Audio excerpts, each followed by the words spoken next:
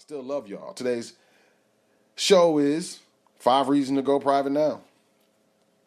So let's jump right into it. We got a lot of things going on in the world.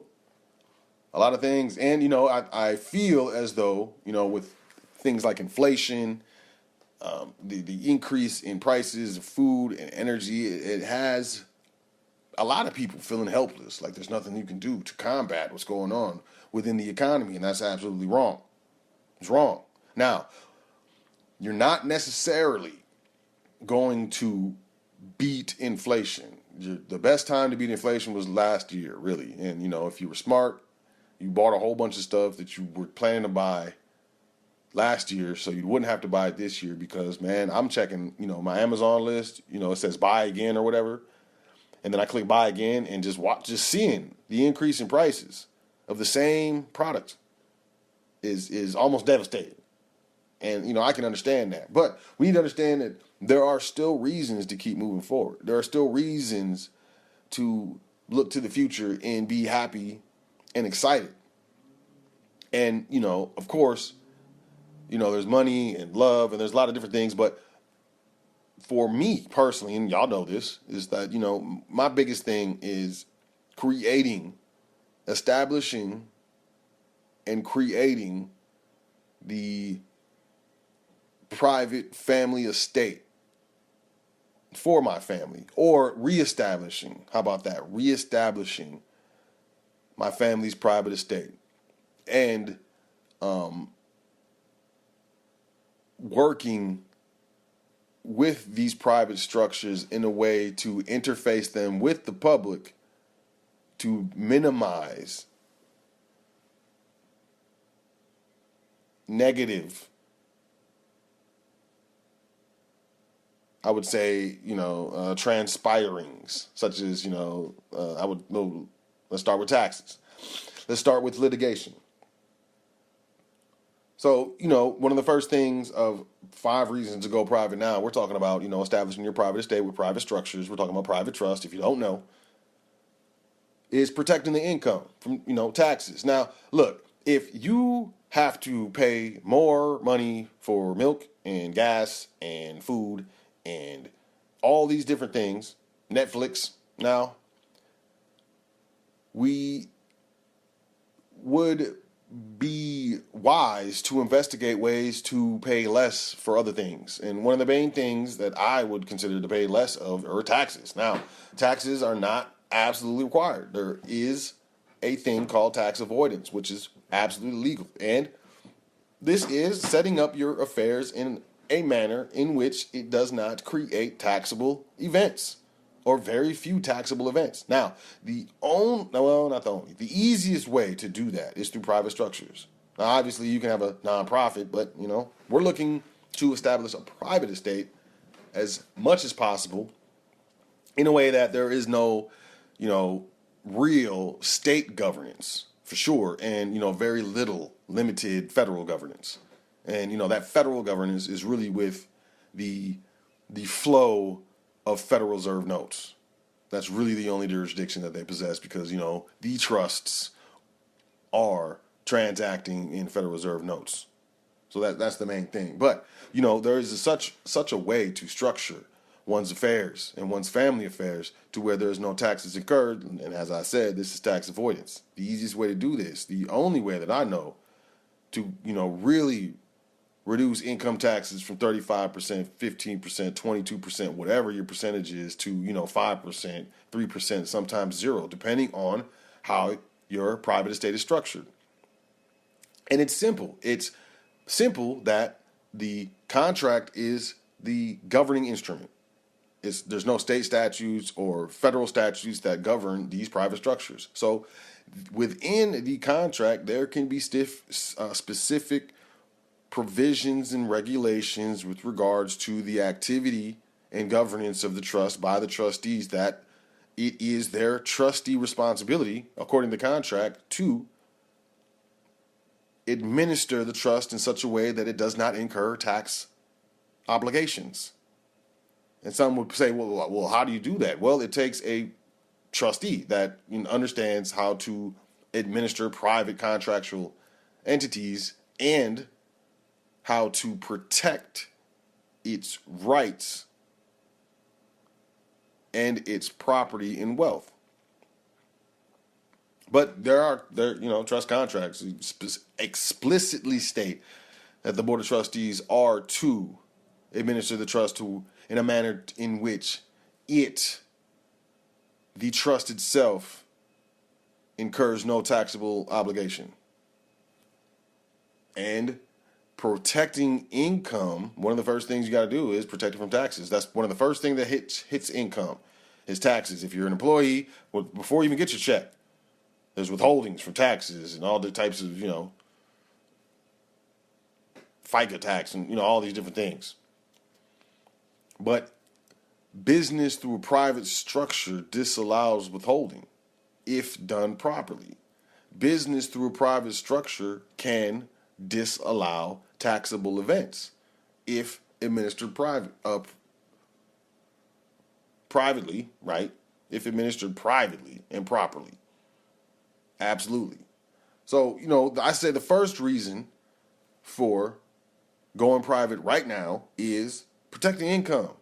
We can look at the news and we can look at the prices on the shelves and at the pump and see that we're spending more. It's costing more for the same goods and services. So we have to reduce income. And I would say a lot of the Netflix subscribers that they lost were people who were trying to cut costs in their budget. Like, what can I get rid of? What don't I need? Well, I don't need Netflix. I don't need cable. I don't need my gym membership.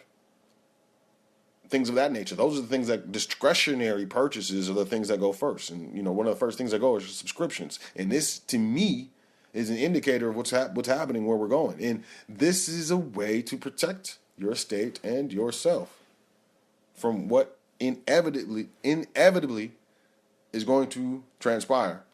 And, it's going to be an economic issue that develops and becomes obvious and apparent. So that's number one, protecting income. Number two, protecting assets. One of the biggest things is, probate. You die intestate, which means there's no will. And, the state probates the estate. So, there's a probate attorney or, manager or whoever is appointed, and they, subpoena all the records, and they pull the Social Security number, and they pull up any account attached to the Social Security number, any assets attached to that name. They aggregate all the assets. They determine a value for all the assets, take a probate fee, and then distribute the assets to, the heirs, but not without taking their chunk. And typically it's a big chunk. You got death taxes, inheritance taxes. You have probate fees, generation skipping taxes. There's a lot of things that come in to play, which erodes the wealth of the family by every single member who does not have this structure set up every time, no matter what. The wealth that you've built and aggregated over your lifetime.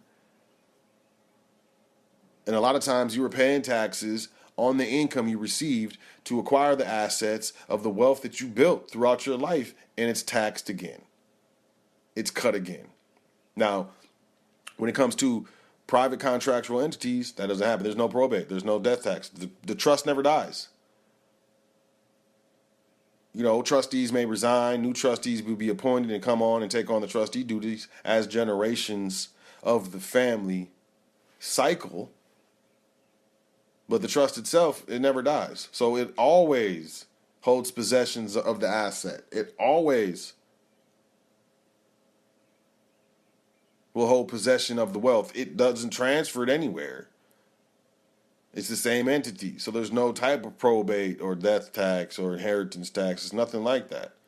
It's unnecessary. And that's a major key function of private contractual trust, is to protect generational wealth and perpetuate generational wealth. And one of the main ways is you got to keep more money that you make throughout your lifetime and throughout each, payment that you receive for, the exchange of your energy.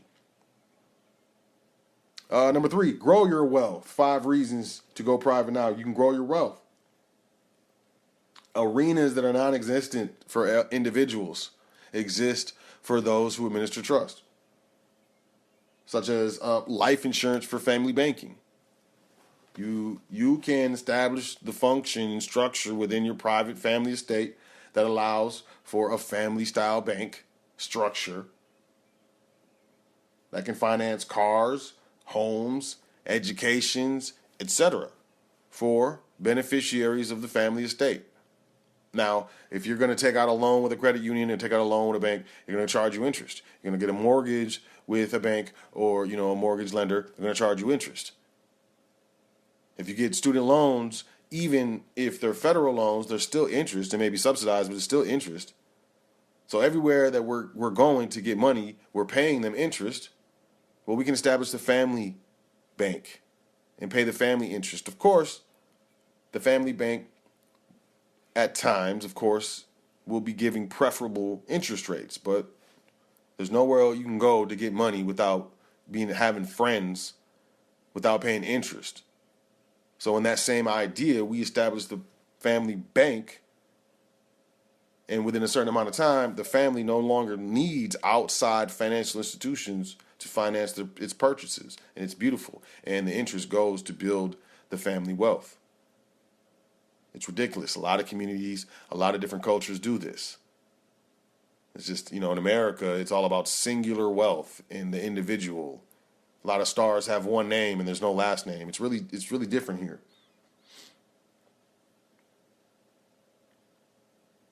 Endowments, financial endowments. A specific arena, you set up a contract with a hospital or university or college to where, your trust, or in some cases your family's foundation, is going to, basically make a donation to the hospital or university. They turn around, place that into an account called a private placement account that allows ridiculous amounts of interest, 30%, 20%, 40%. And the reason why is because the money's never going anywhere, so they can pay that interest because the initial deposit is not available. They're making interest off the initial deposit, and they cut you in on a large chunk of that interest. But that's known as an endowment, and the interest that they cut the hospital or university in is split with the trust or the family foundation, and that's for life. That's multi-generational. I mean, how long has Harvard been here? How long is certain hospitals been here? They've been here for multiple generations, and these endowments last forever, essentially. So it's a way to set up income to your family forever. And if you set up an endowment with your family foundation, that's income from investments coming to the foundation that's tax free off top. So I highly recommend looking into things like endowments and private placement accounts and private family banking. Number 4, we got privacy. The trust completes a single 1041. It's about 3 pages, probably about 2.5. The schedules, the K1, if there's any beneficiary disbursements or something like that. It's very simple. It's almost too simple. It seems like a trick.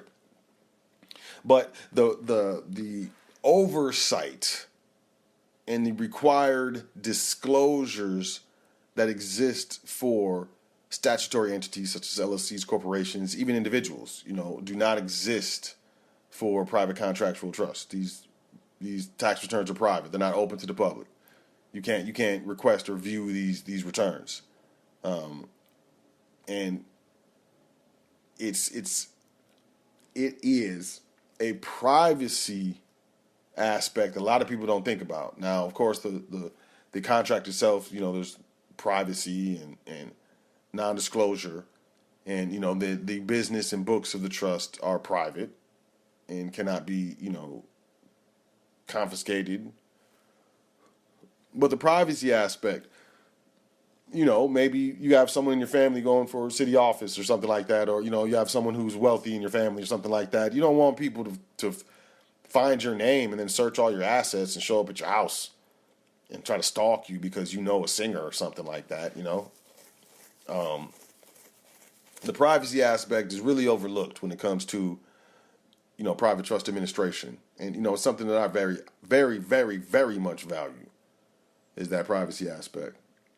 And then there's more that I can get into, but,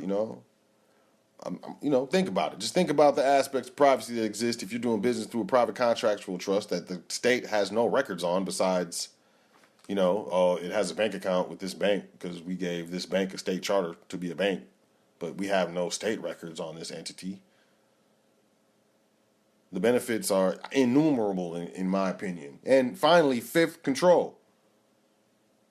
Whether it's taxation, regulation, or governance, going private and administering private structures gives the Board of Trustees a level of control that does not exist in any statutory entity at all, period.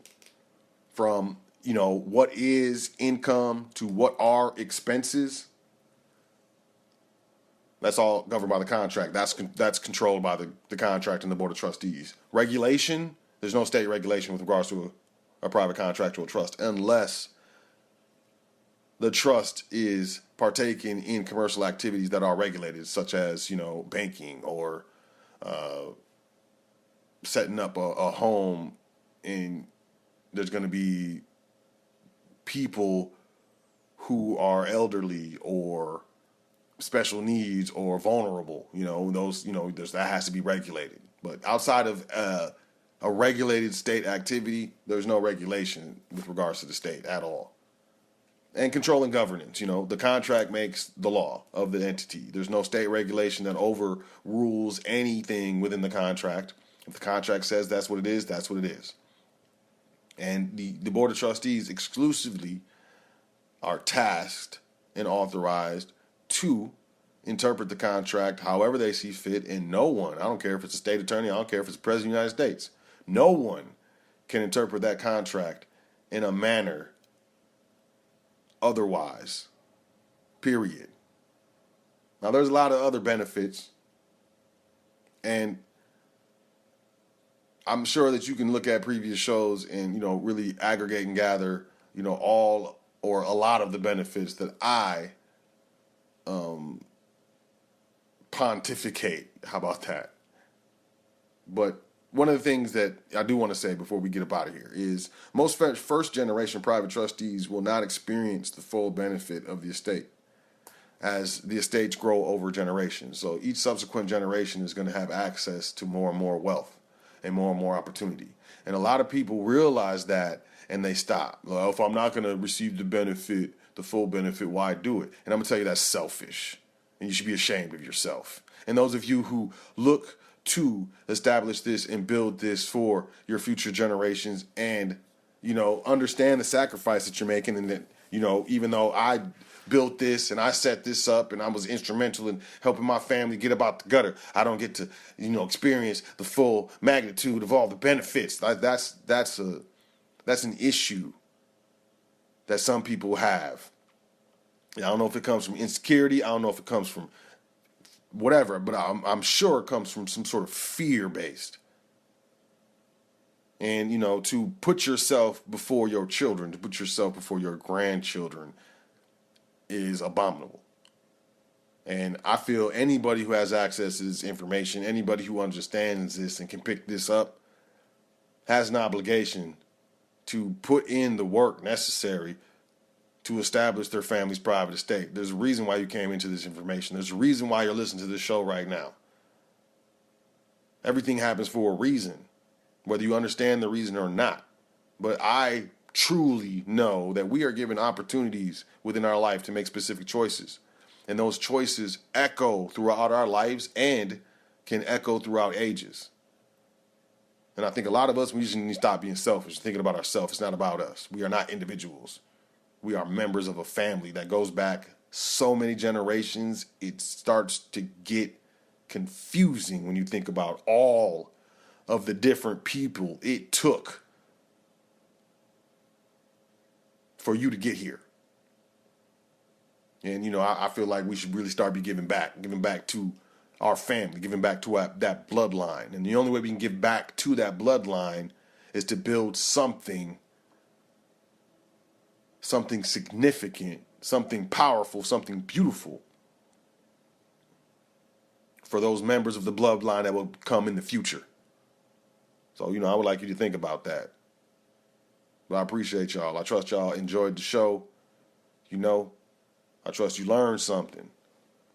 I trust you enjoy the new format. I trust you sign up for the email list so you can keep up to date with what we're doing. We're going through a transition here at the foundation. If you can't see it, I'm just gonna let you know straight up. And I think it's gonna be great. So make sure y'all check out welcometothefoundation.com, sign up for the email list, get your free PDFs, book a consultation, make a donation. Hey, so really love what you're doing, man. Here's $2. I don't care, man. It's beautiful, and it's the thought that count. It's the expression that I think is beautiful. But education, tab, trust series, trust primer, passport no social. If you're interested in a consultation or in private trustee training, shoot me an email, admin@welcometothefoundation.com. I am at your service. And with that being said, this has been The Foundation. 5 reasons to go private now. I am your host, So L, of The Foundation, here on High Frequency Radio Network, the hottest radio network on the planet. And, it has been a pleasure to rock with you. I'll catch y'all on the next show. Until then, enjoy yourself. Take care of yourself. Make sure you say 10 things that you're thankful for before you go to sleep tonight and every night. It's very important. And I'll catch you next time. Peace.